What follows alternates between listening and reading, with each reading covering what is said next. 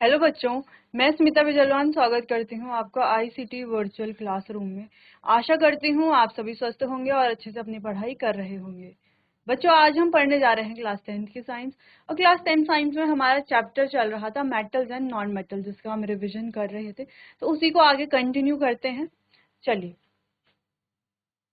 तो हमने यहाँ पर एक्टिविटी सीरीज कहें या रिएक्टिविटी सीरीज हम कह ले, सिंपली हम रिएक्टिविटी सीरीज कहते हैं। रिएक्टिविटी सीरीज को हम डिस्कस कर रहे थे। तो रिएक्टिविटी सीरीज को हम तीन पार्ट्स में हम देखते हैं।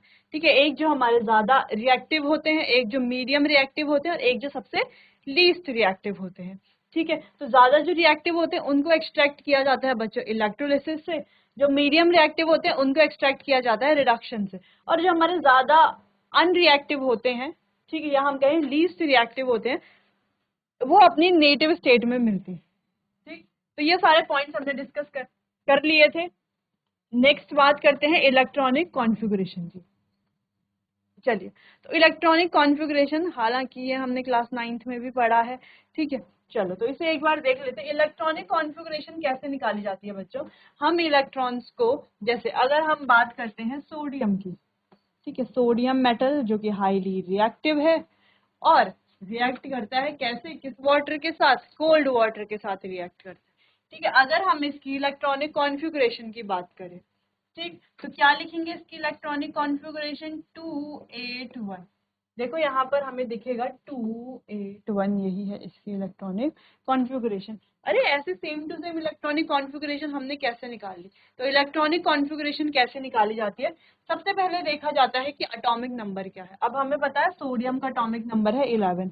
और बच्चों, आपको 20 तक सारे एलिमेंट्स याद करने हैं विद एटॉमिक नंबर, और आपको सीरीज वाइज याद करने हैं, जैसे hydrogen, helium, lithium, beryllium, boron, carbon, nitrogen, oxygen, fluorine, neon. इस तरीके से सीरीज में आपको ये याद करने हैं सारे। ठीक, चलिए, तो सोडियम का इलेक्ट्रॉनिक एटॉमिक नंबर होता है 11। ठीक है, अब हम क्या करते हैं, इसके जो इलेक्ट्रॉन्स है, एटॉमिक नंबर 11 होने का क्या मतलब है कि इसमें 11 इलेक्ट्रॉन है, क्योंकि ये एक न्यूट्रल स्पेशी है। न्यूट्रल स्पेशी यानी कि जिस पर किसी भी प्रकार का कोई पॉजिटिव या नेगेटिव चार्ज नहीं है। तो क्योंकि बच्चों ये एक न्यूट्रल स्पेशी है, इसीलिए इसका जो एटॉमिक नंबर होगा उतने ही नंबर ऑफ इलेक्ट्रॉन्स इसमें होंगे। जैसे अगर हम बात करते हैं कैल्शियम, तो कैल्शियम का एटॉमिक नंबर है 20। तो अगर ये कैल्शियम न्यूट्रल है, जो कि यहाँ पर हमें दिख रहा है न्यूट्रल है, तो इसका मतलब क्या है बच्चों कि इसमें कितने इलेक्ट्रॉन है, 20 ही इलेक्ट्रॉन है। ठीक, अगर हम बात करते हैं आर्गन की, तो आर्गन में कितने इलेक्ट्रॉन है, 18 इलेक्ट्रॉन है। बात करते हैं एल्यूमिनियम की, तो एल्यूमिनियम में कितने इलेक्ट्रॉन है, 13 इलेक्ट्रॉन है। जो उनका एटॉमिक नंबर है उतने ही नंबर ऑफ इलेक्ट्रॉन्स इनमें होंगे। ठीक, अगर ये न्यूट्रल है तो, उदासीन है, फिलहाल ये न्यूट्रल है। अगर हम बात करते हैं Na पॉजिटिव की, अगर हमारे पास ये हो Na पॉजिटिव, यानी कि अब क्या है ये, अब क्या ये न्यूट्रल है, नहीं, अब ये न्यूट्रल नहीं है। तो क्या अब इसका इलेक्ट्रॉन, अब इसमें जो नंबर ऑफ इलेक्ट्रॉन्स होंगे वो 11 होंगे, नहीं होंगे 11, क्योंकि ये न्यूट्रल नहीं है।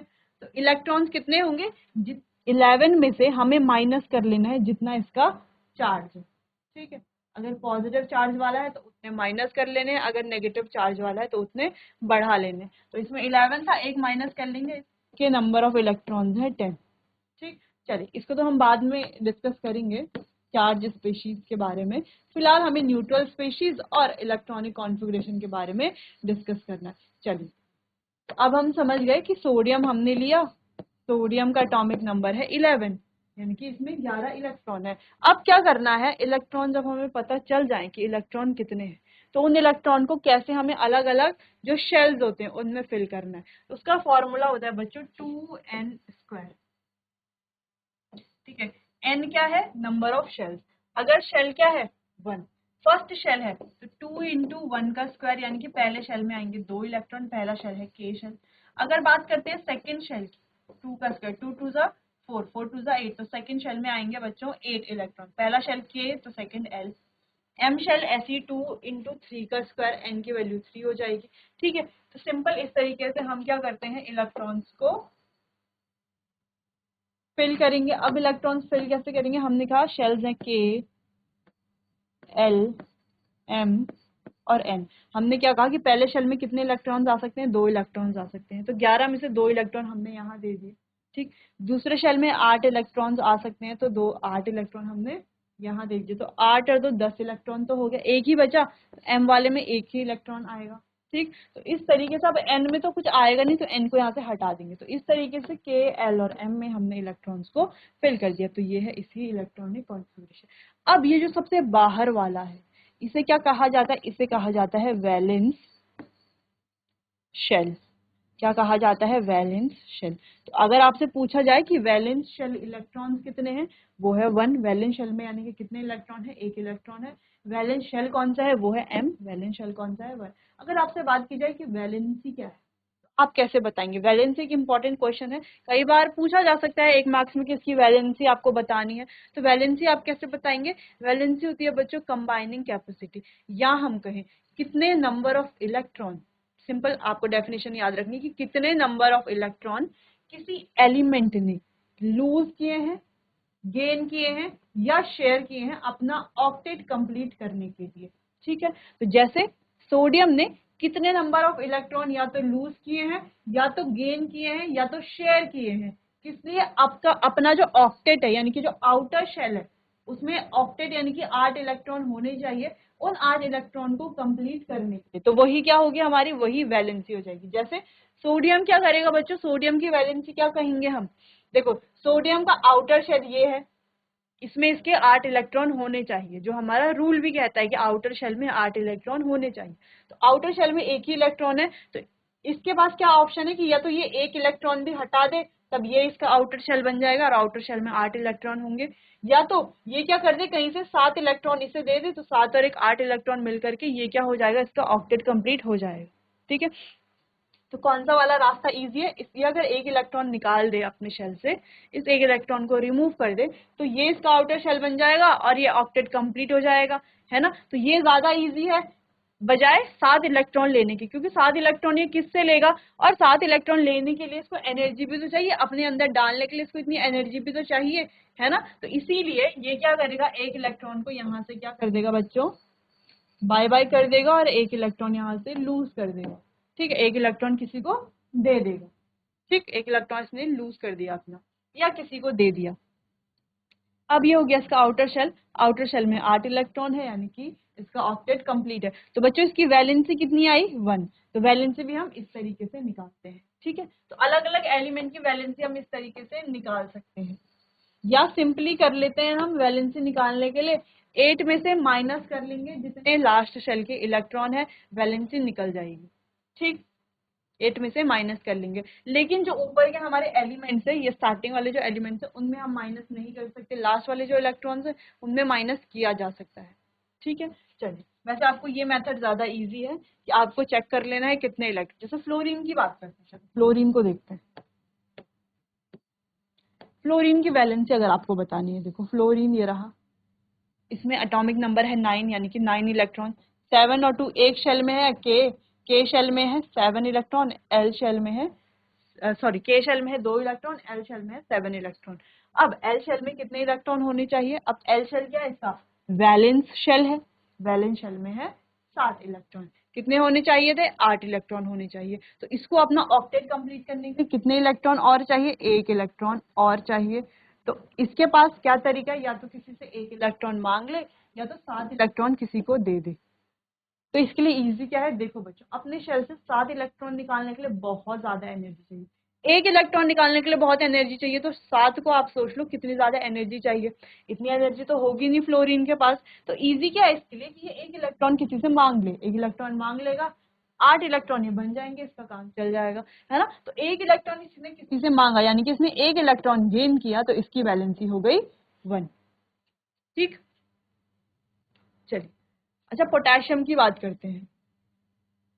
इसके आउटर शेल में है 1 इलेक्ट्रॉन, तो इसके पास क्या है इजी तरीका? तो ये क्या कर दे, 1 इलेक्ट्रॉन को लूज कर दे, तब जाकर के ये क्या हो जाएगा, स्टेबल हो जाएगा। अगर ये 7 इलेक्ट्रॉन किसी से लेता है तो वो मुश्किल हो जाएगा इसके लिए। चलिए बात करते हैं एल्यूमिनियम की। तो एल्यूमिनियम क्या कर लिया, तो 3 इलेक्ट्रॉन किसी को दे दे, या तो 5 इलेक्ट्रॉन किसी से ले ले, तो इजी क्या है, 3 इलेक्ट्रॉन किसी को देना। चलिए समझ गया आप वैलेंसी निकालना। तो इस तरीके से आप जितने भी हमने ये एलिमेंट्स लिखे हैं, आप इनकी वैलेंसी आसानी से निकाल सकते हैं। एक बार आप चेक कर लीजिए और वैलेंसी खुद से निकाल के देखिए। चलिए आगे बढ़ते हैं। चलिए तो मेटल्स और नॉन मेटल्स रिएक्ट कैसे करते हैं, बात करते हैं मेटल की और नॉन मेटल की। जैसे कि सोडियम हमारा एक मेटल है ना, क्लोरीन नॉन मेटल। तो सोडियम और क्लोरीन, सोडियम मेटल है, क्लोरीन नॉन मेटल है। सोडियम और क्लोरीन कैसे रिएक्ट करते हैं, देखो ये रहा सोडियम, ये रहा क्लोरीन, ठीक है। सोडियम का इलेक्ट्रॉनिक कॉन्फ़िगरेशन होता है 2,8,1। वैसे ही क्लोरीन का इलेक्ट्रॉनिक कॉन्फ़िगरेशन होता है 2,8,7, ठीक है। अब सोडियम को अपना ऑक्टेट कंप्लीट करने के लिए एक इलेक्ट्रॉन किसी को देना है, और क्लोरीन को अपना ऑक्टेट कंप्लीट करने के लिए एक इलेक्ट्रॉन किसी से लेना है। सिंपल, सोडियम अपना इलेक्ट्रॉन इसे दे देगा और ये दोनों ही क्या हो जाएंगे, स्टेबल हो जाएंगे, जिस वजह से सोडियम ने क्या किया, क्लोरीन को एक इलेक्ट्रॉन दे दिया, जिस वजह से इनके बीच में क्या आ गया, इलेक्ट्रोस्टैटिक फोर्स ऑफ अट्रैक्शन आ गई, ठीक है। जिन वजह से ये क्या बन गया, एक कंपाउंड बन गया NaCl, जिसको हम सॉल्ट भी कहते हैं, नमक भी कहते हैं। तो एक कंपाउंड क्या बन गया हमारे पास, सॉल्ट बन गया। इस तरीके से मेटल और नॉन मेटल रिएक्ट करते हैं, ठीक है।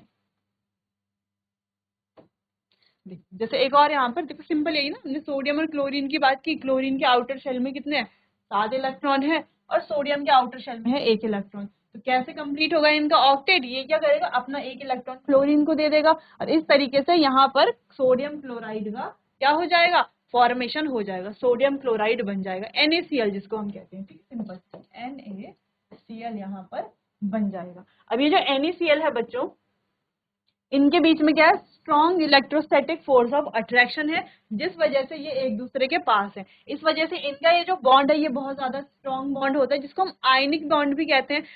खैर, हम आने वाले अगले चैप्टर में आयनिक बॉन्ड के बारे में डिटेल में पढ़ेंगे। फिलहाल हमें जानना है कि इनके बीच में क्या है, आयंस की वजह से ये दोनों एक दूसरे के पास आते हैं, जिस वजह से इनके बीच में strong electrostatic force of attraction है, ठीक, जो कि एक बहुत ही स्ट्रॉन्ग फोर्स है, जिस वजह से ये आपस में क्या होते हैं, जुड़ जाते हैं। नेक्स्ट, ये मॉलिक्यूल्स में एग्जिट नहीं होते, एग्जिट नहीं करते मॉलिक्यूल्स में, क्योंकि ये होते हैं अपोजिटली चार्ज आयन, क्योंकि एक पॉजिटिव चार्ज आयन है, एक नेगेटिव। पॉजिटिव क्यों, सोडियम क्योंकि ये इलेक्ट्रॉन दे रहा है, और क्लोरीन नेगेटिव क्योंकि ये इलेक्ट्रॉन क्या कर रहा है, सोडियम से एक्सेप्ट कर रहा है। तो एक्सेप्ट करने वाले पर नेगेटिव चार्ज आता है, डोनेट करने वाले पर पॉजिटिव चार्ज आता है, ठीक है। तो ये तो बेसिक चीजें हैं। चलिए नेक्स्ट, एक और एग्जाम्पल इसका था, हमने यहाँ पर पढ़ा मैग्नीशियम क्लोराइड, है ना, MgCl2। तो MgCl2 में भी सेम, मैग्नीशियम के पास आउटर शेल में कितने इलेक्ट्रॉन है, देखो 2 इलेक्ट्रॉन है। ये क्या करेगा, 2 इलेक्ट्रॉन को किसी को डोनेट करना चाहेगा और स्टेबल होना चाहिएगा, है ना, या तो फिर 6 इलेक्ट्रॉन किसी से लेगा। 6 इलेक्ट्रॉन लेना बहुत ज्यादा मुश्किल है, ठीक। तो क्या करेगा, 2 इलेक्ट्रॉन दे देगा किसी को, किसको देगा, 2 क्लोरीन को दे देगा, एक इस क्लोरीन को, एक इस क्लोरीन को, और दोनों क्लोरीन के साथ MgCl2 बॉन्ड बनाएगा, ठीक। अब इसने 2 इलेक्ट्रॉन दिए हैं, तो इस पर 2 पॉजिटिव आएगा, इन्होंने एक एक लिया है तो इन पर एक एक नेगेटिव आएगा, सिंपल।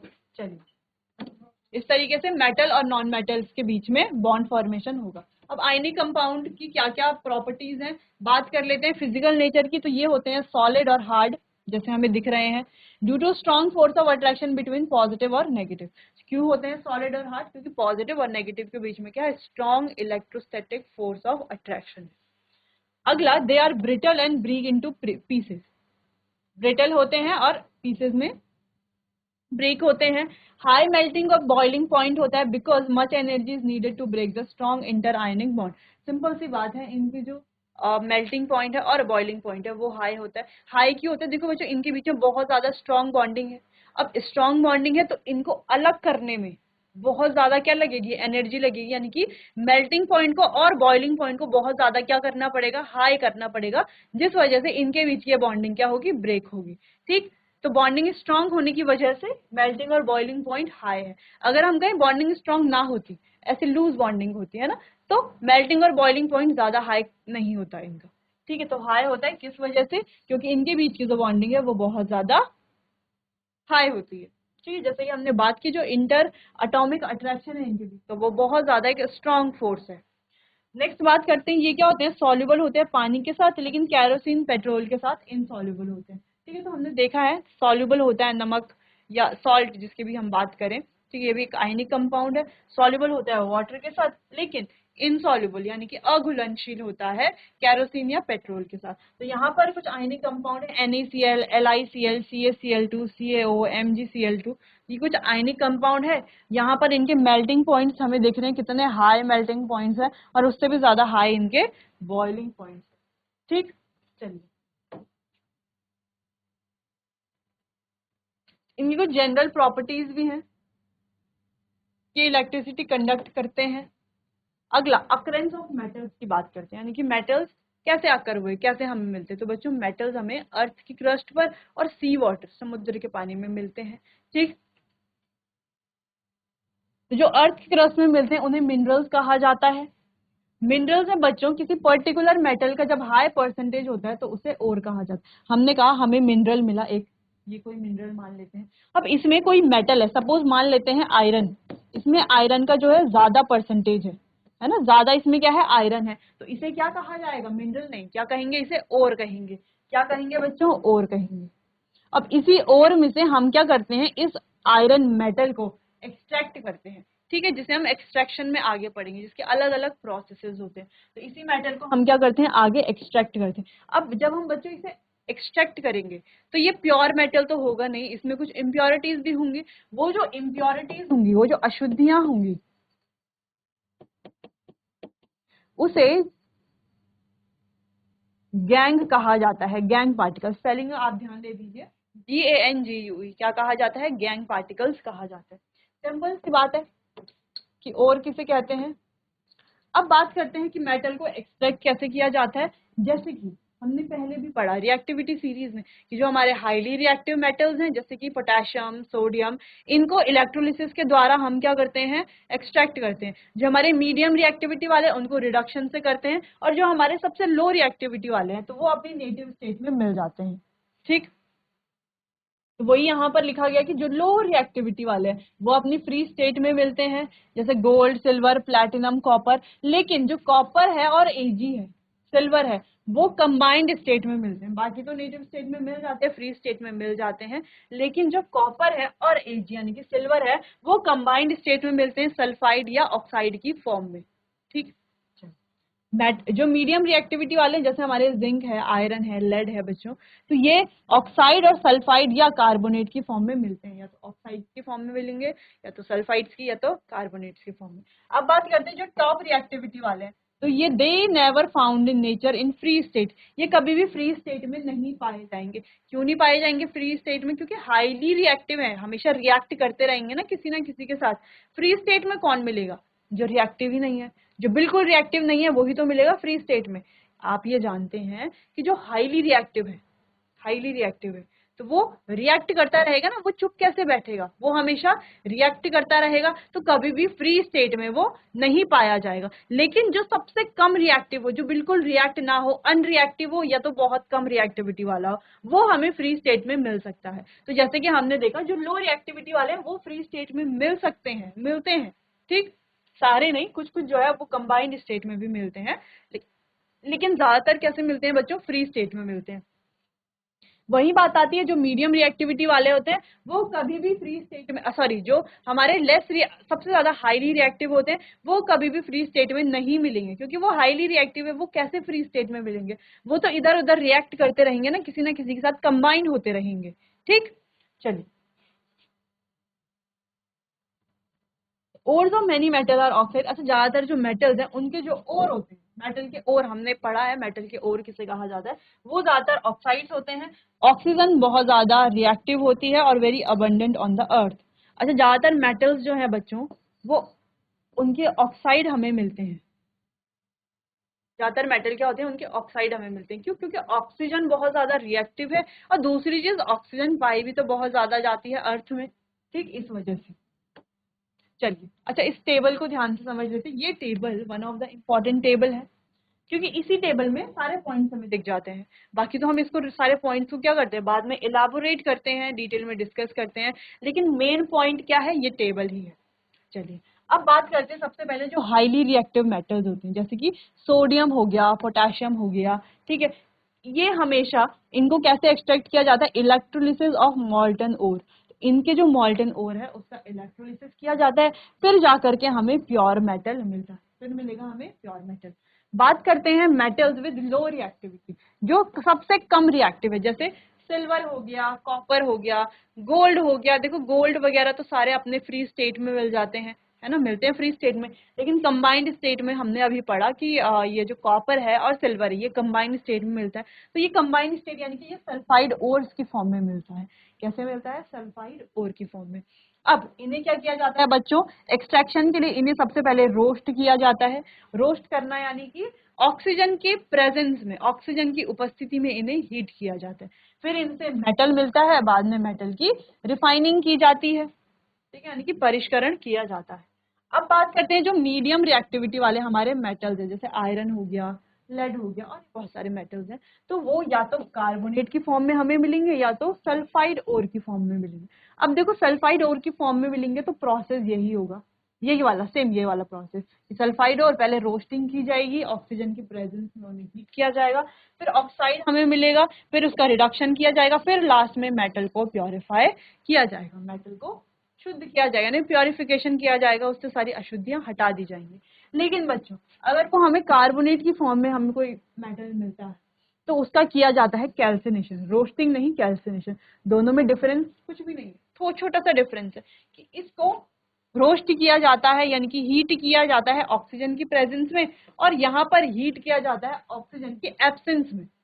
ठीक है, कैसे हीट कर रहे हैं? ऑक्सीजन की एब्सेंस में। तो यहाँ पर भी सेम ऑक्साइड बनेगा, फिर रिडक्शन करेंगे, फिर मेटल को प्योरीफाई करेंगे। तो ये टेबल बहुत इंपॉर्टेंट है क्योंकि इस टेबल में ही हमारे सारे पॉइंट्स आ जाते हैं।